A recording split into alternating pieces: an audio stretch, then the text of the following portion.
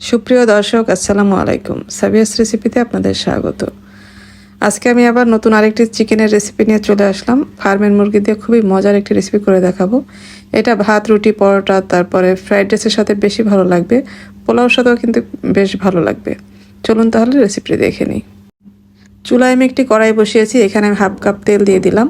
এদিকে আমি 1 KG chicken খুব ভালোভাবে ধুয়ে নিয়েছি, রেগুলার কাট করে কেটে নিয়েছি। এরপর একটু হলুদ আর লবণ দিয়ে মাখিয়ে রেখেছিলাম। এখন আমরা চিকেনটা একটু ভেজে নিব। ফার্মের মুরগিটা কিন্তু একটু ভেজে নিলেই বেশি ভালো লাগে খেতে। উল্টে পাল্টে একটু সুন্দর একটা কালার আসা পর্যন্ত ভেজে নেব, খুব বেশি কড়া করে কিন্তু ভাজবো না।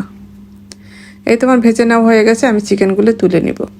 আমি সব চিকেনগুলি এভাবে ভেজে নিয়েছি। এরপর একই কড়াইয়ে আমি গরম মশলা দিয়েছি, তেজপাতা, এলাচ, দারচিনি, লবঙ্গ মশলাগুলি দিয়ে একটু ভেজে নিব। এর মধ্যে আমি পেঁয়াজও দিয়েছি, হাফ কাপের মতো পেঁয়াজ কুচি দিয়েছি। একটু হালকা ভেজে নিয়ে আদা রসুন বাটা দিয়েছি এখানে আমি 1 টেবিল চামচ করে। এরপর সামান্য পানি দিয়েছি। এখন আমি গুঁড়া মশলা দিব। এখানে আমি ধনিয়া জিরার গুঁড়া দিয়েছি, গরম মশলার গুঁড়া দিয়েছি, হলুদ মরিচের গুঁড়া দিয়েছি। দিয়ে মশলাটা খুব ভালোভাবে কষিয়ে নিব। এরপরে আমি এখানে 2টা টমেটো ব্লেন্ড করে দিয়ে দিয়েছি। এখন একটু ভালো করে সময় নিয়ে কষিয়ে নিতে হবে। বাদাম বাটা দিয়েছি 1 টেবিল চামচ, যে কোনো বাদাম বাটা এখানে আপনারা দিতে পারবেন। স্বাদ মতো লবণ দিয়ে দিয়েছি। এখন আমি সময় নিয়ে একটু কষিয়ে নিব। আমি 2-3 বারে কিন্তু একটু পানি দিয়ে কষিয়ে নিয়েছি। ভালোভাবে কষানো হয়ে গেলে ভেজে রাখা চিকেনটা দিয়ে দিব। চিকেনটা এখন মশলার সাথে আবার ভালোভাবে কষিয়ে নিতে হবে।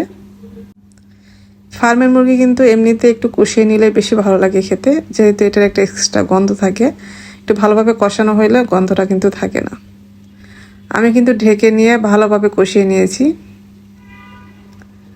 যতক্ষণ না একদম পানিটা শুকিয়ে আসবে, একদম তেল ছেড়ে দিবে, আমি সেই পর্যন্ত কিন্তু কষিয়ে নিয়েছি। এই তো কষানো কিন্তু হয়ে গেছে আমার, দেখতে পাচ্ছেন একদম তেল ছেড়ে দিয়েছে। আমি এখন এখানে গরম পানি দিয়ে দিব। পানি খুব বেশি দিতে হবে না, চিকেনটা এমনিতেই আমাদের মোটামুটি সেদ্ধ হয়ে গেছে। পানি দিয়ে আমি ঢেকে কিছুক্ষণ রান্না করেছি। মাঝখানে আবার নেড়ে দিতে হবে।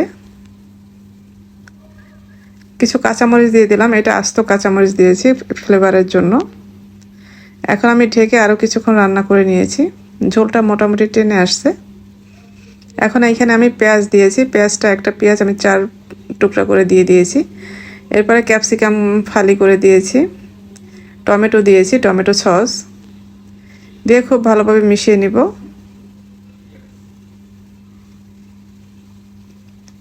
এখানে আমি 1 চা চামচের মতো চিনি দিয়েছি। এই চিনিটা দিলে কিন্তু স্বাদের ব্যালেন্সটা আসবে, স্বাদটা খুবই ভালো আসবে। এখন আমি ঢেকে আরও 5 মিনিটের মতো একদম লো মিডিয়াম আঁচে রান্নাটা করে নিয়েছি। রান্নাটা শেষে আমি একটু ধনিয়া পাতা কুচি দিয়ে দিয়েছি। এখন আমি দমে রাখবো 5 মিনিটের মতো। এই তো আমার তৈরি হয়ে গেল খুবই মজার একটি চিকেনের রেসিপি। দেখলেন তো কতটা সুন্দর হয়েছে, আর অনেক বেশি লোভনীয় হয়েছে কিন্তু। আর এটা খেতে অসম্ভব মজার, ফ্রাইড রাইস দিয়ে বিশেষ করে বেশি ভালো লাগে। আশা করছি আজকের রেসিপি আপনাদের ভালো লেগেছে। ভালো লাগলে লাইক, কমেন্ট এবং শেয়ার করে দিবেন। যারা আমার রেসিপিগুলি ফেসবুক থেকে দেখেন, পেজটি ফলো করার অনুরোধ রইল। আর যারা ইউটিউব থেকে দেখেন, চ্যানেলটি সাবস্ক্রাইব করার অনুরোধ রইল। সবাই ভালো থাকবেন। পরবর্তী রেসিপি দেখার আমন্ত্রণ রইল। আজকে এ পর্যন্তই। আল্লাহ হাফেজ।